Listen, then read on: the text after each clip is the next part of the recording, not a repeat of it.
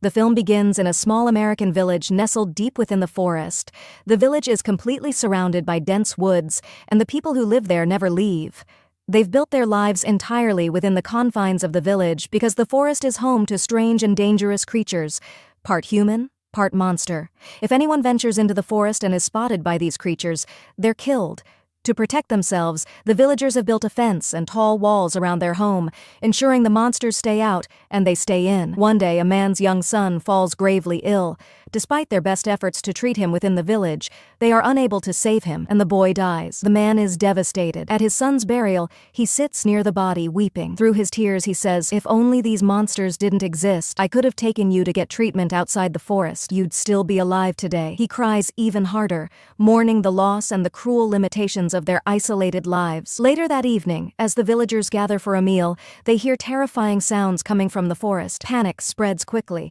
A boy with a reputation for being a little unhinged begins to laugh hysterically. "Do you know what those sounds are?" he asks mockingly. "They're the monsters and they're coming for us." He claps his hands and laughs even louder, making everyone even more nervous. Fear is a constant companion in their lives, though they all work together like a close-knit family to survive. The village has farms with animals they raise for food. They also leave meat, goat, chicken, or cow outside the village as offerings to the monsters and other wild animals, hoping to keep them fed and away from their homes. Every night, someone stands guard to ensure the village's safety. One day, two girls cleaning the area spot a red flower growing nearby. They immediately pluck it and bury it in the ground. In their village, red is considered a symbol of danger, and seeing it is deeply unsettling. Despite their fears, the village is self-sufficient. They have a school for the children, a small hospital, and farms for work and food. One morning, as a teacher is walking to school, he notices a group of students gathered around something. When he approaches, he sees a dead bird lying on the ground, its skin completely stripped off. The children are terrified. Trying to calm them, the teacher gathers them and says, "Don't worry, think about it. Have we gone into the forest? No, right? So why would the monsters come here? This must be the work of a wild animal, not a monster." But his reassurances do little to ease their fear. Meanwhile, the village elders are holding one of their regular meetings to discuss decisions affecting the community. During the meeting, the village doctor mentions their efforts to improve healthcare within the village. "We've built a small hospital," he says, "but we need to figure out how to treat more serious illnesses without risking our lives by leaving the village. There is no medicine left in the village, not even basic supplies. This is why the man's son died, and why so many others are going untreated." The village doctor approaches the elders and says, "If you'll permit me, I'll go to the nearby town through the forest to get medicine. At the very least, we could manage small-scale treatments." The elders, however, find this plan too risky. They firmly deny his request, fearing the dangers of the forest. That night, while the doctor's friend is on guard duty, the doctor joins him. He asks, "Don't you ever wonder about the world beyond this village? Don't you want to see it?" His friend shakes his head and replies, "Not at all. My mother always told me the world outside is filled with cruel and dangerous people. We're like a family here, and I love my village. I could never leave it." The next day, panic spreads through the village when all the dogs are found dead, their skins ripped off. The villagers are terrified and gather for an emergency meeting. The elders try to calm everyone down. "Don't be afraid," one of them says. "This is likely the work of a wild animal, not the monsters. If the monsters had come here, we would know. They're far too large to go unnoticed. We've already taken precautions, and if any monster had broken in, we'd see signs. Still, to ease your fears, we'll check the fences and walls again. In the meantime, live without worry." Later that day, the teacher's eldest daughter approaches him and says, "Dad, I need to talk to you. I love the doctor, and I want to marry him. Please arrange my marriage to him." The teacher asks, "Does he love you too?" She replies, "I don't know. I told him yet, but I plan to today." With excitement, she goes to the doctor and confesses, "I love you so much and I want to marry you." The doctor, however, gently rejects her. "I'm sorry, but I'm not interested in marriage right now. Besides, I like someone else in the village." Heartbroken, the girl returns home and cries inconsolably. Her younger sister, Ivy, comforts her. That night, the doctor visits the man who lost his son. The grieving father talks about his child, his voice heavy with sadness. While listening, the doctor notices a mysterious black box in the man's home, though he doesn't mention it. The following day, the village's eccentric boy, often labeled as crazy, meets Ivy, who happens to be the teacher's youngest daughter. They chat, as they've been close friends since childhood. While they're talking, the doctor arrives. Ivy tells him, "We used to be good friends when we were kids. You were also friends with my sister, but you hurt her by rejecting her love. She cried a lot when she came home. Now she's so sad that she's decided to marry someone else." After that, Ivy says, "It'll be my turn to marry next." During their conversation, the crazy boy hands Ivy a red-colored fruit. Startled, Ivy quickly closes her hand and hides it. However, the doctor notices the fruit and warns them, "This is a red fruit. Monsters are drawn to it. They can see it easily. That's why no red fruit is allowed to grow in our village. Where did you get this?" The crazy boy points toward the forest. The next morning, the village elders hold another meeting. The doctor informs them, "The crazy boy went into the forest and brought back a red fruit, but the monsters didn't harm him. He came back safe and sound. Doesn't that prove the forest isn't as dangerous as we think? I want to go through the forest to the nearby town to bring back medicine. Please let me go." But the elders refuse again, citing the risks. Upset, the doctor returns home and speaks with his mother. "I need to go outside the village to bring back medicine," he tells her. His mother tries to dissuade him, saying, "When I was pregnant with you, your father went into the forest to buy something. Robbers attacked him, stole everything, and then killed him, leaving his body near the stream. That's how cruel the outside world is. You want to leave for the good of the villagers, but you're all I have. If something happens to you, where will I go?" During their conversation, the doctor notices a black box in their home, the same type he saw in the home of the man whose son died. Curious, he asks his mother, "What's in that black box? I've seen one in every house. What does it hold?" His mother firmly replies, "It's against the rules to open or discuss the black box. Don't ask again." The next day, the doctor gathers his courage and ventures into the forest. He sees a red fruit growing on a tree and plucks it. Unknown to him, a monster is watching from a distance, observing his every move, but it doesn't attack him. That night, the doctor visits Ivy at her house and tells her about his trip into the forest. Alarmed, Ivy says, "Going outside the village isn't safe. You could lose your life out there." The doctor, frustrated, responds, "How long can we live like this? There are no basic necessities here. If someone gets sick, they die because there's no medicine. Soon, everyone in this village will meet the same fate. If we had medicines, we could have saved people like the man's son and so many others." Ivy tries to calm him. "Let's not talk about this anymore," she says. Then, changing the subject, she adds, "My sister's marriage is fixed, and if someone were interested in me, they could come to my house with a proposal." Blushing, she goes inside. The next day, while the doctor's friend is on night guard duty, he hears a strange noise. Scared, he looks down and sees a terrifying monster standing near the fence. The creature is wearing a red-colored cloak, and its back is jagged and grotesque. Panicked, the guard immediately rings the village alarm to alert everyone, and leaves. "I'll lose her forever." Consumed by jealousy, the crazy boy becomes agitated. He decides he can't let the marriage happen. That night, as the village begins its usual routine, the crazy boy sneaks out to the forest. He picks several red fruits and scatters them near the village's boundary, hoping to lure the monsters closer. His mind races, thinking that if chaos ensues, the marriage could be delayed or stopped altogether. Meanwhile, the doctor sits outside Ivy's house again, waiting to ensure her safety.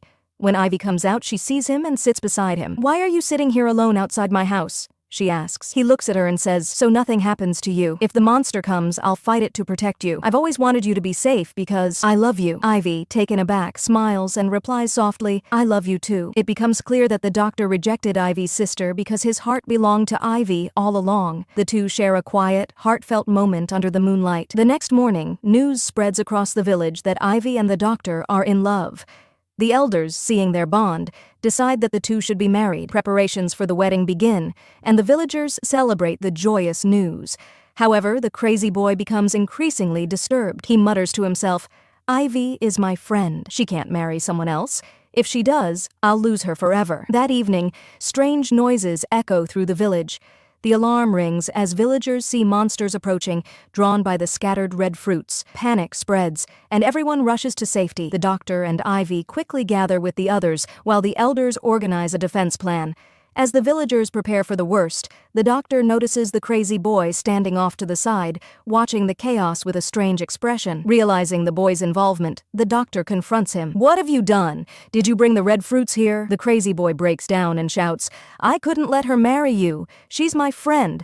I didn't want to lose her." Before anyone can react further, the monsters breach the village fence. Their massive forms loom over the terrified villagers. The doctor steps forward, determined to protect everyone, including Ivy. "Stay behind me," he tells her firmly. Terrified, the two boys tell Ivy, "We can't go any further. The monsters are too close, and it's too dangerous to continue." But Ivy, determined to save the doctor, insists, "You can turn back if you're scared, but I have to move forward. I can't let him die." Seeing her resolve, the boys reluctantly agree to stay with her. They cautiously resume their journey through the forest, constantly on edge. As they navigate the dense woods, they hear more strange noises, the sound of heavy footsteps growing closer. Suddenly, a monster appears in the distance, its jagged form barely visible in the shadows. The group freezes in fear, but Ivy whispers, "We can't stop now. We have to keep moving. If we stay quiet and stick to the path, the monster might not notice us." Slowly and carefully, they inch their way forward. The rain begins to pour harder, making it difficult to see and hear. After what feels like hours, the group finally reaches the edge of the forest. The sight of the town's lights in the distance fills them with relief and hope. They hurry toward the town, where Ivy explains her situation to the local doctor. "Please," she begs, "I need medicine for someone who's gravely injured.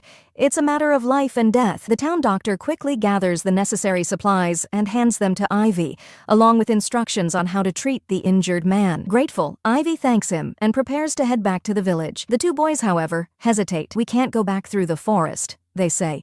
"It's too dangerous, especially in the dark." But Ivy, resolute, replies, "I understand if you don't want to come with me. I'll go alone if I have to." The boys, moved by her bravery, decide to accompany her after all. Together, they make their way back through the forest, constantly looking over their shoulders for any sign of danger. As they near the village, another monster appears, blocking their path. This time, it's closer than before, its red cloak and jagged form illuminated by flashes of lightning. Ivy, summoning all her courage, steps forward and holds out her hand, showing the monster the medicine she has brought. "I'm not here to harm you," she says softly. "I only want to save someone I love." To her surprise, the monster doesn't attack. Instead, it steps aside, allowing them to pass. The group quickly makes their way back to the village, where Ivy rushes to the injured doctor's side. She administers the medicine as instructed, and after a tense wait, the doctor begins to show signs of improvement. The villagers, who had gathered anxiously, breathe a sigh of relief. Ivy's father embraces her, saying, "You've shown incredible bravery, my daughter. I'm proud of you." The doctor, weak but grateful, looks up at Ivy and says, "You saved my life. I owe you everything." As the villagers celebrate the doctor's recovery, the crazy boy watches from a distance, realizing the gravity of what he has done. Racked with guilt, he approaches the village elders and confesses his actions. The elders, angry but fair, decide to banish him from the village as punishment for his betrayal. With the danger past and the doctor on the road to recovery, the village begins to rebuild its sense of safety and trust. Ivy and the doctor grow closer than ever, their love strengthened by the trials they've endured. The villagers, inspired by Ivy's bravery, begin to question whether the world outside the forest might hold more possibilities than they had ever imagined. That the monster chasing Ivy was none other than the crazy boy from the village. Disguised in the monster's mask and red cloak, he had been trying to stop her out of his obsessive jealousy and fear of losing her. The sharp branches that impaled him ended his life, revealing the truth behind his intentions. Ivy, unaware of the crazy boy's true identity at that moment, continued her journey and eventually made it to the town. She successfully procured the necessary medicine and returned to the village, carrying with her not only the means to save the doctor, but also a new understanding of the lies that had controlled their lives. When Ivy returned, the villagers were both relieved and shocked to learn what had transpired. Ivy's father took responsibility for revealing the truth about the so-called monsters, explaining that the elders had fabricated the stories to keep the villagers safe and isolated from the dangers of the outside world. "We wanted to protect everyone from the cruelty and greed of the outside world," he admitted, "but in doing so, we created a prison of fear." The villagers were deeply shaken by the revelation, and debates began about whether the rules of the village should change. Some argued that the outside world was still too dangerous, while others, inspired by Ivy's bravery, believed they could no longer live in fear and lies. The doctor, now recovering thanks to the medicine Ivy had brought back, stood by her side as they addressed the village. "We've lived in isolation for too long," Ivy said. "Yes, the outside world has its dangers, but it also has hope, opportunities, and solutions. We can't let fear control us anymore." Moved by their words and Ivy's actions, the villagers decided it was time to tear down the walls, both physical and metaphorical, that had kept them trapped for so long. They vowed to forge a new path, one where they could balance caution with courage and embrace the possibilities of the outside world. In the end, Ivy and the doctor's love became a symbol of hope and change for the village. Together, they helped the community begin a new chapter, one where fear no longer ruled, and the lies of the past were replaced with trust, openness, and a willingness to face the unknown. Monster lying there, and her dad had asked her to touch it. Ivy was terrified, but with great difficulty, she reached out and touched the lifeless creature. Her father had told her, "This isn't real. It's just a story we created to keep everyone safe." As Ivy snapped out of her thoughts, she remembered her father's reassurance. The monsters were nothing more than a fabrication by the elders. Determined, she continued her journey through the forest. However, as she moved forward, she sensed that something was following her. Her heart raced when she saw what appeared to be one of the monsters, dressed in a red cloak with sharp claws and a jagged back. She panicked and hid behind a tree, clutching the medicine tightly. The creature crept closer, its eerie movements sending shivers down her spine. She tried to stay calm and remember her father's words. As the monster lunged toward her, Ivy noticed the sharp branches of the tree she was hiding behind. With quick thinking, she stepped aside just as the monster attacked. The creature impaled itself on the branches, letting out a horrific scream before collapsing to the ground. Terrified but curious, Ivy cautiously approached the fallen monster. To her shock, she discovered it wasn't a real creature. It was the crazy boy from her village, dressed in the red cloak and mask that the elders used to create fear. His jealousy and obsession had driven him to follow and scare Ivy, but it ultimately led to his tragic end. Ivy, though shaken, pressed on and finally reached the town. She obtained the medicine she needed and returned to the village. When she arrived, the villagers were astonished and relieved. Ivy's father confessed the entire truth to everyone, that the monsters were a fabricated lie meant to protect the villagers from the dangers of the outside world. The revelation caused an uproar among the villagers. Some were angry at the elders for deceiving them, while others were grateful for the protection they had provided. Ivy and the doctor, who was now recovering thanks to the medicine, urged the villagers to move forward and embrace the truth. "We can no longer live in fear of lies," Ivy said. "We must face the world with courage and make our own choices." Inspired by Ivy's bravery, the villagers decided to dismantle the walls and fences that had kept them trapped for so long. They began a new chapter, one filled with hope, openness, and a determination to create a better life for future generations. But his joke took a dark turn when he became too consumed by the act, believing in the fear and control the mask represented. The villagers, still in shock, began to realize how their own stories of fear and lies had created unintended consequences. Ivy's father, addressing everyone, continued, "We thought we were protecting you, but we only created a prison of fear. We lost trust in the outside world and in each other. It's time we stop living in lies and fear. It's time we start anew." The villagers were divided. Some felt betrayed by the elders for their decades of deceit, while others understood their intentions but agreed it was time for change. Ivy, with the doctor still recovering by her side, stepped forward and said, "Fear has controlled our lives for too long. We must face the world together with courage and truth." Moved by Ivy's words, the villagers began dismantling the barriers they had built to isolate themselves. They tore down the fences and destroyed the monster masks, choosing to move forward with honesty and hope. As the walls came down, Ivy and the doctor stood together, looking toward the forest. No longer a boundary of fear, but a gateway to possibilities. The crazy boy, though misguided, had also served as a reminder of the dangers of unchecked fear and secrecy. His actions, while tragic, sparked a turning point for the village. In time, the village connected with the outside world, trading resources, gaining access to medicine, and slowly healing from their shared trauma. Though the memories of their past loss and fear lingered, they used it as a lesson to build a stronger, more united community. And so the village, once hidden in fear, became a symbol of hope and resilience, proving that even in the face of the unknown, truth and courage can pave the way to a brighter future. The story unfolds in layers of deception and tragedy. Ivy, determined to save the doctor, ventures into the forest despite the warnings and fears ingrained in the villagers. She finds an officer, explains her situation, and convinces him to bring the much-needed medicines. Her journey to the town and back proves her resilience, but it also reveals the depth of the lies that have ensnared the village. Upon her return, Ivy bravely tells the villagers what transpired, how she was attacked by the monster but managed to outsmart it and retrieve the medicine. The villagers, hearing her tale, believe the story, unaware of the sinister truth behind the events. The real monster is not a creature of the wild, but the twisted lies they've told to ensure their isolation. Meanwhile, The parents of the crazy boy, now revealed as the true monster, are filled with a mix of sadness and pride, believing their son died for the sake of the village. Ivy's father, aware of the larger implications, attempts to console them, but in doing so, he only deepens the villagers' resolve to believe in the story they've created. The film closes with the villagers living under the shadow of their own lies, their fear sustained by the idea of the monster. The children of the village grow up never questioning what lies beyond the forest. The cycle continues: fear, isolation, and deception, keeping them bound to their small, forgotten corner of the world. And as the screen fades to black, it leaves a lingering question: was the monster ever real, or was it the fear that people had created to trap themselves in a life of lies? The story ends, but the haunting echoes of fear and deception linger in the minds of those who remain.